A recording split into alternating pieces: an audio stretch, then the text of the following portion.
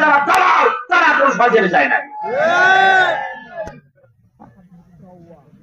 ভাইয়েরা আমার, আবু তালেব মৃত্যু মুখে পতিত হচ্ছেন।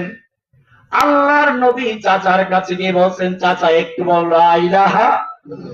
এই সাক্ষ্য হচ্ছে বড় সাক্ষ্য, এই সাক্ষ্য আল্লাহ নিজে দিয়েছেন। এই সাক্ষ্য না দিলে তোমার জন্য সুপারিশ করার কোন সুযোগ পাবো না। চাচা আবু তালেব বলার জন্য তৈরি হচ্ছিল, কিন্তু তার যে বন্ধু বান্ধব যারা আছে, আবু জাহেল, আবু লাহাব, তারাও উপস্থিত ছিল। তারা বলল, আবু তালেব শেষ পর্যন্ত বাপ দাদার ধর্ম ত্যাগ করে ভাতিজার ধর্ম গ্রহণ করবে। ভাতিজার ধর্ম